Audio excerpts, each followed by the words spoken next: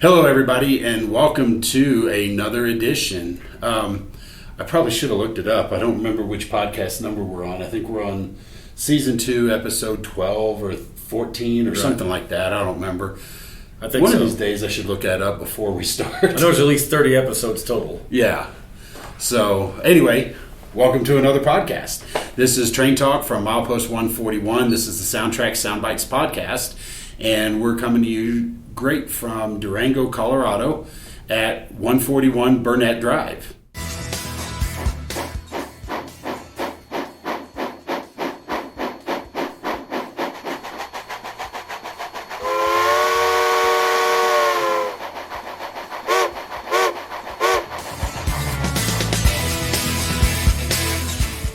So if any of you guys wonder where the 141 comes in, 141 is our SoundTraxx user ID when it comes to DCC and NMRA. We are manufacturer 141. We also now reside at 141 Burnett Drive in Durango, Colorado. And I shouldn't say now. We've been here almost 10 years now. So right, yeah. It's been a minute. So if any of you guys are still sending stuff to 210, don't. Send it to 141 Burnett Drive in Durango, Colorado. And the boss, she did say to mention that, so I'm glad you did. Yeah. People apparently are still sending stuff to the old address. Yeah. So she wanted us to point that out, so I'm glad that we've had some repairs still coming to the old address. And finally, after 10 years, the post office said, enough, we're not forwarding any more stuff over there. So, and we will be updating that and putting a pointer or something on the website, I think. It's been up there. Yeah, for the near future about focusing that. So folks do send your repairs to 141. Yeah. Like the boss here said. Boss, where? Yeah. Crap, we got to behave. Anyway, so here we are. We've got a different backdrop behind us, but this isn't necessarily a permanent backdrop. We're actually setting up for Train Fest. We're getting everything ready because that's going to be here before we know it. Yep. As of this recording, we're only a few weeks away from needing to ship all this stuff. So we've got it up. We've got it powered up and tested so that we can make sure everything works, everything looks good, so we can pack it back up and get it ready. And then once we're done this podcast, we're going to move this out of the way and start planning the stuff for the tables. So really excited about that. But we got a little bit of time before that happens. So anyway, with that, let's talk about projects. What kind of projects have you been working on lately? They're still sitting at home on the desk, but about 3 or 4 of them as usual. My workbench looks like George's and like a lot of other modelers. I've got GP15s on the left side, Jeep 38-2s on the right, and I've got a steam engine for somebody that they send through the mail they want me to look at, so I'm looking at that right now. Okay. So, didn't bring anything today, but didn't bring anything George to show. Made up for the slack. Okay. He brought 4 units. I got 4 units here, and these are ones I'm going to show with some new things, some new features in, and without getting too far ahead, we've launched the new Apple version of the app, and I'm really, really, really excited about that. As an Apple iPhone user, holy crap, where'd that come from? As an iPhone user myself, I'm really excited that we finally got a new app. There's a lot of great features. I'm going to show you some of them here today. But first, I did want to mention, some of you guys may be wondering if you're watching this on video, where I got this really cool hat and this wonderful t-shirt. Now, some people, when I put this stuff on all together, it kind of makes me laugh because, growing up in Texas, they built Texas Motor Speedway not that long ago. I mean, by comparison anyway. I'm 40-something years old. And anyway, they built Texas Motor Speedway, and so I used to go out and watch NASCAR. It always made me, I always enjoyed watching that. It was a lot of fun, and especially nothing beats a race in person. It's just really fun, even though, yes, I hear people say, that's all a bunch of left turns. Go to a race. It's just fun, and get the scanners. But what made me laugh about it was you get a lot of people that are at the racetrack, and of course they all have their favorite drivers. So, Dale Earnhardt Jr., Dale Earnhardt Sr., you got Jimmy Johnson or Kyle Busch or any of those guys. I haven't watched it in a few years, so I don't even know some of the newer drivers nowadays. Yeah, I don't either. Mine was always Kevin Harvick. I just enjoyed Kevin Harvick, who was the heir to Dale Earnhardt Sr. after his unfortunate accident. Yes. But the reason I bring that up is because you walk around those racetracks and you see a lot of people wearing all the merchandise. Like they've got their Dale Earnhardt T-shirt and their Dale Earnhardt hat and their Dale Earnhardt neck pendant thing with their ticket in it and all of that stuff. And then they've got the painted up headphones that they come to the race. These guys, some of the people walking around, it made me laugh a little bit because it looked like a souvenir truck threw up on them. Oh, yeah. Because they just go to the souvenir truck, like, I'll take one of those, I'll take one of that, just give me everything. There was a guy over there in St. Louis, and I think it's a Gateway International race. I don't know what they call it now. But anyway, he brought a tire and a silver Sharpie and had Richard Petty sign it. Oh, yeah. One time. So, Richard, of course, put that beautiful signatures on that tire. Whether or not it really was one of his, I doubt it. But Who knows? Richard just smiled, had his sunglasses on, and said, "Sure, buddy," and signed it. Yep. There you go. That's what, what you're talking about. Those people were dedicated. I mean, to carry around a tire. Yeah. I mean, in that racetrack, it's a long way from the parking lot over to it's about 3/4 of a mile to the racetrack. Those aren't small parking lots. No, they're not. They carry a lot of people. And Texas was a 1.5 mile racetrack. So yeah. you can imagine the walk that took. Yeah. Texas is a little bit bigger. Yeah. But carry a tire like that, that's dedication. Yeah. I thought he was nuts, but I thought it was neat too. To see the King sign it was like, oh, okay. Yeah, all the above. Nice dude. Well, anyway, the reason I bring up that story is because I'm sitting here in my SoundTraxx shirt. I'm sitting here in my SoundTraxx hat that you can get on your website at SoundTraxx.com. It just made me laugh. It's like a SoundTraxx souvenir truck just threw up on me. Just put all the stuff on it. Yeah, that's right. But these hats are brand new. These are really cool. I'm really excited about it. We turned 35 years this year, so it shows Durango, Colorado, established 1990. They're nice. So it's a really nice hat. That looks fantastic. In Texas, also, if they saw you from a distance, they could think TCU. That's their colors. So. Yeah, they could, but that's okay. We won't hold that against them. No. But anyway, so these shirts. Now I will tell you the 35th anniversary shirts are running low. So check the website. Make sure if your size is available, be sure to pick it up now while you can. Yep. I know we got a lot of ladies shirts as well. Ladies, come on. What are you doing? Get you a shirt. Yep. Today's the day. Supplies are limited. But yes, supplies are limited. We're starting to dwindle down. And so anyway, with that, a lot of cool, exciting stuff that SoundTraxx has done over the years. I mean, we've been a lot of firsts when it comes to the model railroad industry. One of our first products, which a lot of people don't necessarily know or remember, is our first product as a company was the Hyperlite. And the Hyperlite was a small circuit board that you would install that would be powered with your DC power, and it was the first processor-driven model or lighting module in model railroading. And what you would do is on that circuit board, you would cut a trace here and there, and it would tell the processor, oh, okay, power's not coming here, basically kind of like unofficial dip switches to trigger the processor to create a Mars light or a gyro light or a rotary beacon or whatever the type of lighting effect you were wanting to replicate. And so we were one of the first ones to do that, and that was, of course, prior to DCC. And that product was so popular that we still incorporate that term in our products now. So when you're looking at decoders, when we talk about setting the Hyperlight effects, that's why we still use that term. The Hyperlight effects refers to the different lighting effects, flashing ditch lights, whatever the case.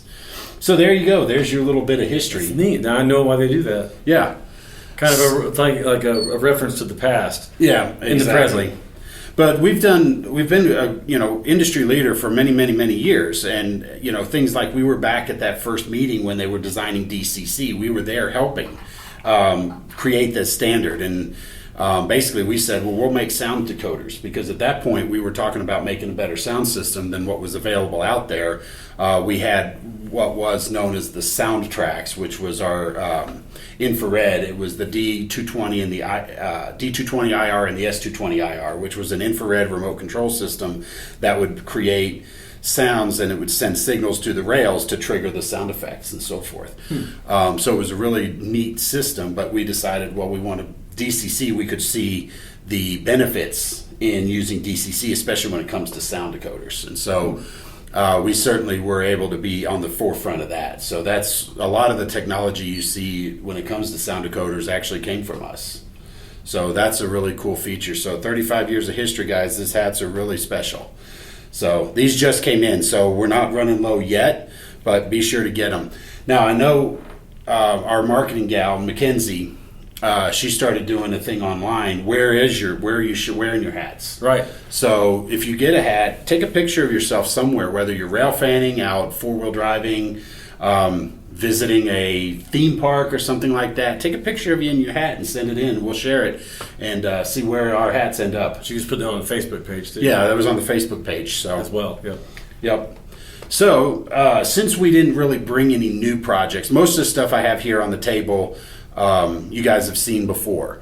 It's still cool though, and it's still cool. It's Mopac. It's Mopac. Yeah. Why would it? It's got one of the legacy Gould, Jay Gould railroads in there, but that's a beautiful engine too. Yeah, I like that engine. I could be a Rio Grande person too, real easy. But I'm quickly becoming one. I've got myself a nice collection of Grand stuff. I've got 3 or 4 tunnel motors. I've got 3 SD45s, Jeep 40. Little guilty pleasure, I even bought the Rio Grande Jeep 15 from Athearn because it's just too cool. Right, it is, and it's basically like it was saying, like, when I grow up, I want to be a real tunnel motor. 'Cause it's a baby tunnel motor. The baby tunnel motor, or I've heard them called the urban tunnel motors as well. Yep. But anyway, so the Grand I can certainly get into. But anyway, this setup right here, you guys, like I said, have seen before. I've got 4 locomotives, and I'm just going to make sure they're all centered on camera here. Yep. And what I want to do is I want to do a couple of quick little things to kind of show you the ease of which it is using Blunami. Now, all 4 of these locomotives are equipped with a Blunami, of course, because it's, You're that guy. I'm that guy, and Blunami really is, in my opinion, one of the best game changers that are out there. Let me go ahead and unlock my phone. I could vouch for that too. I love it.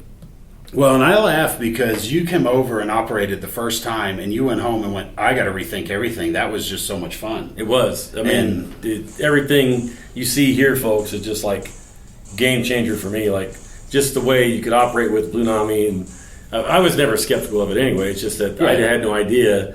I was just touching the tip of the iceberg. Like a lot of the customers, when they get us on the phone, we tell them, "Oh yeah, you can do that. Oh, I didn't know you could do that. Oh yeah, you can do that. Yeah, and here's how." And with Blunami, it's even easier. The CVs are still there, but now the interface and how you get to those CVs is so much more streamlined. You can't say enough about it. Well, one of the things I always love to do when I do a presentation or a clinic, first question, I usually ask, because if I start talking DCC and half the room has never used it, I've already lost half of the audience. Right. So how many people use DCC? And most of the people raise their hands. A couple of people don't. I ask them some questions. How familiar are you with it? And do you understand how it works? Because then, of course, I'll jump into a 2 or 3 minute dissertation on how it works. Right. Just the brief overview. But we do have our SoundTraxx webinars you can find on our YouTube channel that will walk you through what is DCC and how it works. Webinar number 4. But then once I get through that, then I ask the question to the group. I say, how many of you guys love programming CVs? And usually about 1 or 2 people raise their hands. Yeah. Because CVs are one of those, it's a necessary in our digital world, but it's one of those things everybody's kind of afraid of. Nobody really wants to actually go in and do any programming because they're afraid they're going to break their decoder. And to be fair, there are some other brands out there that you certainly could do that. Not with SoundTraxx stuff. We have safeguards to make sure that you can't break your decoder. Like, say for argument's sake, okay, in our diesel decoders, we have 44 air horns. If I fat finger and try to select air horn number 48, because the 8's right above the 5, or whatever the case is, and I hit enter. Well, with some brands out there, it'll say, oh, okay, whistle 48. Well, or horn 48. There's no horn 48 here. So it won't do anything until it gets that data. But then the data doesn't exist, so it kind of turns it into a vapor lock, so to speak. Right. Our decoders actually have software built in that says, that's outside the range, and defaults it back to a value of 0, I think it is, or 1, or whatever it is, to make sure that you don't break your decoder. And that's where we take that extra level of safeguards to help make sure that your decoders operate. So a lot of people are, intimidated by CVs, and like I said, justifiably so, if you type in the wrong thing. But they're not necessarily familiar with the fact that we do have that safeguard built into there. Right. So when it comes to making your sound selections, adjusting your volume levels, adjusting speed matching, or acceleration, deceleration rates, all of that is built into the decoder using configuration variables or CVs. These allow you to vary or change the configuration or the setup of the decoder. So one of the things that always drives, I don't want to say drives me nuts maybe, but makes me a little crazy is that when they use the term programming, well, you're not actually programming the decoder. That's what our software engineers do. Right. You're actually making adjustments to the decoder's behavior based on the software engineering that our engineers have done. And so when you're changing the volume, say for example, you go to your television, right? You're sitting back, you're like, yep, we're going to do a little Al Bundy here. Yeah. And I want to turn up the television, right? So I grab my remote and I push the button. Right. You're changing that television CV. Right. You just don't know it because it's held behind that clean user interface. And that's what Blunami gives you. Right. Really clean. A really clean user interface. So now what I'm going to do... CVs you're just picking from a list that's been programmed in by the engineers. Exactly. So I'm going to go ahead and screen record my phone here really quickly because I'm going to show you a couple of new features. So 3, 2, 1... recording. This way our video sound editor can get everything matched up properly. Right. But anyway, as you can see here on the screen, I've got these 3 locomotives, or actually I've got these 4 locomotives. Let's put down the screen here, and I can scroll. Now I'm in multi-train screen, so I can go left and right and access all 4 locomotives on the same screen. Yep. But again, this is the brand new app for Apple. Yeah. Now, if you have Android, you already have these features built into it. So go to the App Store, download the app. It's free. Right. And this basically replaces your DCC system. So when it comes to making adjustments, changes, everything's done behind the clean user interface. Yep. So what I'm going to do is I'm going to show you, I've got 2117 sitting here in the background. I'm going to show you a couple of things that I do to my locomotives just so that you can really get a feel for how easy this is, especially when you're building a consist of 4 locomotives, because most people will grab their throttle and start pushing, locomotive 2121, and then they'll do the other knob 2031 and push it or whatever the case is, or add to consist, and that's using the memory of the command station, which can lead to things like phantom commands or blocked out because it thinks this locomotive is part of another consist and you can't run it independently. But the app makes it nice and easy. So 2117, these 3 are already set up exactly the way I'm about to show you. 2117 is not, so I'm going to show you that. And this is where consistency pays off. So down here on the bottom, you can see 2117 right in the middle of the screen here. Down on the bottom, I'm going to push the gear button. And this is where I can make all my adjustments and all my settings. Now, one of the things I want to start with, when we go to CV settings here in the middle, you can see I can scan all CVs, read and write individual CVs, so if I do still want to do that. Yep. But this is the one I want to show you right there where it says copy CVs to other loco. Incredible. What I can do is I can take the CVs that are stored in this locomotive and flash them to any of the other locomotives in my roster. Yeah, or vice versa. And vice versa. I can select 2031 and flash everything to here. That'll do things like make sure that the momentum settings are the same, your braking rates are the same, your function assignments are the same, so that way, like I said, consistency is what pays off, because when we're not engineers. Right. We're not sitting in the engine feeling the train as we're trying to run the engine. Right. So we have to take some liberty of making things consistent. And I've heard people say, well, my switch units run at this momentum and my road units are this. Okay, that's fine. But then let's say you want to play the scenario. Hey, I'm going to take that switch unit to Little Rock for repairs. Well, now it doesn't run with the road units. No, because it's geared too low. Because it's geared too low, or whatever the case is. Running on half speed. So this is just one of those things. And so the other thing is copy utility, is I can take these settings and copy them, flash them into multiple locomotives at a time. So it's really great. So once you go through and do all your sound settings on one Jeep 38, you can flash them into all your Jeep 38s in a matter of seconds. So if you set up 4 locomotives together, get one set up the way you want it, wire them up the same way, boom, in a matter of seconds you got copies. And that's what I've done here. So these 3 Jeep 38s, obviously this is a Jeep 30, are actually wired up the same way and I did that copy CV. So, and George's hostler's still got a little work to do here. When he gets this thing ready to go, he'll have to hook the air hoses and stuff up for him. Yep. So first thing I want to do is I want to show you some of the new features. First off is function remap.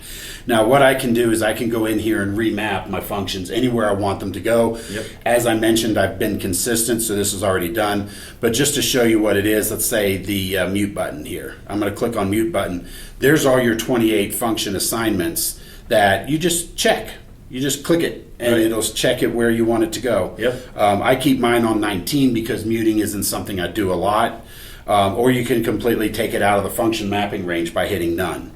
I'm going to hit cancel because I don't want to make the change. So just to kind of show you what options there are, and that goes through the whole list. Now what I'm going to do today is two things. First off is I'm going to manage my function panel. And this is where I'm going to go in and rename the functions so that not only do they fit better with what I like, but they fit with what the purpose is. So like here, for example, F9 by default is the grade crossing, long, long, short, long. Right. I like to do that myself. Right. I don't want to push a button and just let it do it its own. That's part of the fun, and then that gives you some personality. So I take that out. So F9 is unassigned. So what I do here is when I click on it, I just take the name out, put a space there, and then I uncheck toggle, and that means it's momentary, and then I lock the name. Right. So it's nice and quick and easy. So now... And it'll save it like that. And it'll save it just like that. So now you can see on the screen here that it's blank because it doesn't do anything. Right. And when you fire it up, you take these engines at home, you fire them up at home, it's going to be the same way. Exactly. It's going to save that. Because it stores it in the app. And so... For that engine. Yep. When you come over, we'll have to go through and do this on your app. But then once you have it, it's stored in there every time you come over and run trains. And now we can, like George explained earlier, it'd be even easier because all I got to do is have my iPhone there, and he can copy them from mine to his, right? Right. CVs I can. I can't copy this data. No, just CVs. I mean, just the CVs. Yeah. So we can come in here and do this for any of these ones that are unused. We can just take the name away, untoggle it, and lock the name, so that way every time I connect to it, I don't have to worry about seeing all these extra ones. Now, I've kind of meshed a little bit, and there's a lot of things I don't use. For example, function 16, you just saw me move. Function 16 is actually HEP, head end power. Yep. These wouldn't be running in head end power, so take it away. Yep. Now, F22, F23, the same thing. F22 is a cab chatter. I let that be automatic, and then F23 is all aboard. They're not passenger engines, so I take those out. Right. So again, now FX3 here, you'll see on my engines is the front class lights. And so I come in here and I type it in, and then here I lock the name, but I leave the toggle because I want to be able to press it and leave it on and then press it again to turn it off.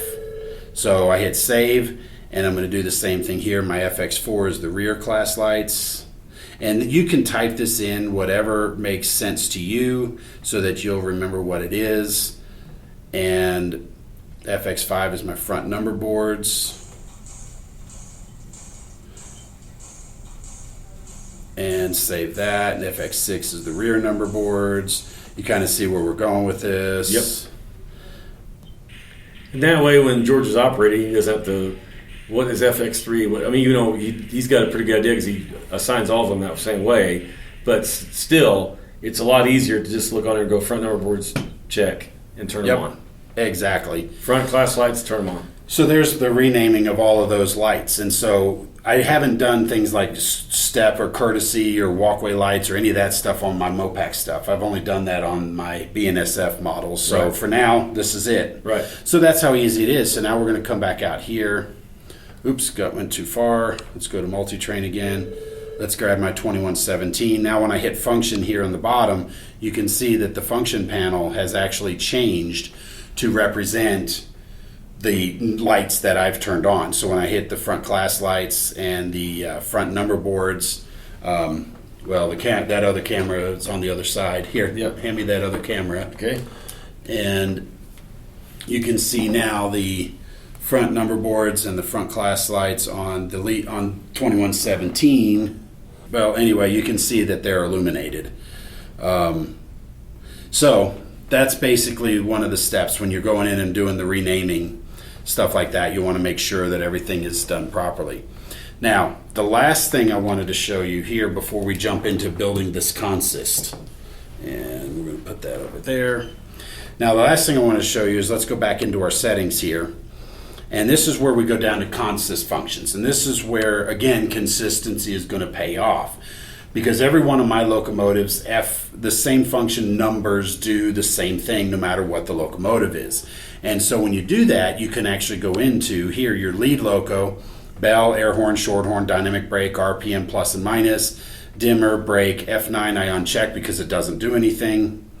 Straight to H, straight to idle, brake select, yes. Alternate mixer is technically there, but I'm not going to use it, especially not on my lead unit. Right.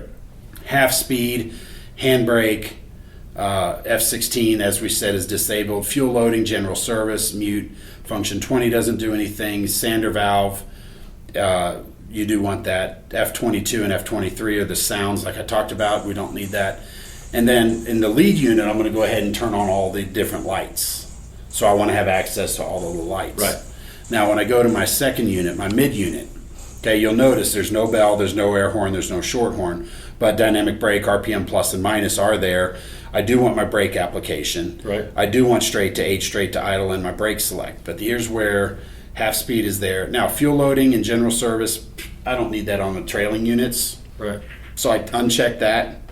And then we're mute, yes. Sander valve, yes. 22, 23. Now, here's where the lights come into play. Now, on my units, like I said, I don't have the courtesy lights. So for me, I'm not going to have a rear unit with class lights on or number boards or anything like that. So I disable all of that. Right.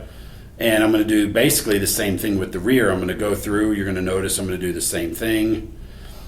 And we're going to make sure we disable. And again, this is where consistency pays off. So now once you do that, and now the app has stored that data for 2117 when 2117 is in the lead. Right. So when 2121 is in the lead, I've already done this. Yeah. And we're going to show how quick and easy this is to add this to the consist. So now we've got our locomotive set up. So let's get these guys powered up. And I do want to check one thing really quickly because I noticed my headlight wasn't coming on. So, whoops, read. Let's set this to 255, right. We want 58, read, and that's why we're going to set the 255, right. So apparently I didn't have everything done. My headlights were directional still based on here. So we're good to go. So now we can exit out of here. So what I'm going to do is we're going to get each of these locomotives started up because we can fire up each one of them. So let's close off this functions. Where's my Jeep 30? We'll get this one started up. Next is 2031. And then 2121. And what I'm doing is I'm just sending it a non-zero motor command. And in the real world, you would have to start up each of those locomotives. Right. Now, Guy walking down there and opening the door. Open the door, throw the switch, fire it up. Yep. Now, I did a lot faster than they would in the real world, but Right. we did it. Now I've got all 4 locomotives fired up. And I'm going to show you how quick and easy this is to consist. Now, for those of you guys listening on audio, I will narrate as much as I can. But when I'm going in here, there's a chain link right above the throttle. So my lead unit, which is 2121, I'm going to go ahead and hit that first. And each device can talk to up to 4 consists of any number of locomotives you want. So in this case, we're going to do 4. Right. So I'm going to do consist B for Bogatuck, because why not, right? You're that guy. I'm that guy. So there's my lead unit, and it makes sure we're in the forward direction. Now the next unit we're going to add is 2031. So we look for that, we find it, we hit that chain link, and we click consist B. Now you'll notice the throttle turns gray, and above it, it says rear loco, which it isn't yet, but don't worry, we're going to add these other 2. Right. Facing forward or facing rearward. And in this case, 2031 is facing rearward. So we click that, and it says facing backwards. So now those 2 are run together. Mm-hmm. Now we're going to add our Jeep 30. We're going to click the chain link as well, consist B. Now you'll notice that 2031 turned into a mid loco, while 3018 is now the rear loco. Right. and it is facing forward, so that would be correct. So that's already done. Because right now, that's the last engine in the consist. Right now, that's the last as far as engine this thing in the goes, consist. For now. Correct. Momentarily. So when I blow the horn on 2121 and start to move forward, you'll see all these locomotives moving together. And then on the screen here, you can notice that 2031 throttle is also changing, but it's governed by the 2021 or 2121 throttle. Sounds good. That does sound good, doesn't it? Yes. Well, let's go ahead and back this guy up. We're going to turn on our functions here because we're going to go pick up 2117 now. You know, we could do like you mentioned NASCAR earlier. We could do like they do on there. Well, turn up your volume, folks, when he's throttling up so you can hear it. There you go. Crank it up. That was it. The crank it up. Yeah, crank it up. So now we're in reverse. I'm going to go ahead and move this over to the other side. Okay. So we're going to do our short whistle signals. Yep. And then now we're going to go ahead and get it up. But now, as we're moving, we're going to use our brake application to make sure that we couple into it. Now, I wasn't fast enough, so we shoved it down. That's an example of me doing it. We just got flat spotted. But that's okay. So now we blow our signal. We're stopped. Right. Now, let's turn, and we're going to change direction to make sure that we've actually dropped the pin. Right. So we release our brakes, and you can see that we've dropped our pin. We're connected. So now the fireman, conductor, whatever goes in. Right. And I'm using tweezers to connect my magnetic air hoses that you can get from Pacific Western Rail Services up in Canada. Yep. Those are really cool. Great stuff. Now I'm going to show you. We're going to add the 2117. So it's right here in front. So now we're going to go ahead and click it, add, consist B.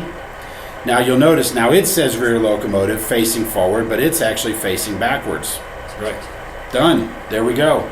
Now we've got our consist. So now we open up our functions again. We're going to blow our air horn, turn on our bell. We're going to start to move in the forward direction, and we're going to release the brakes. And there you go. All the locomotives are there. We're going to throttle it up. And then we're going to set the brakes, and every locomotive in there follows appropriately. Right. And now you'll notice that the bell and horn are only coming from the lead unit. And this is what a lot of people are afraid to do when it comes to programming using DCC, because you would have to go in and set CB 21, 22, 245, and 246 to tell the decoder how to set those function commands to each unit individually. And then what happens if you want to change directions? You got to change them. You got to change them. So what we're going to do here in this case is I'm going to turn off the lights on the lead unit here.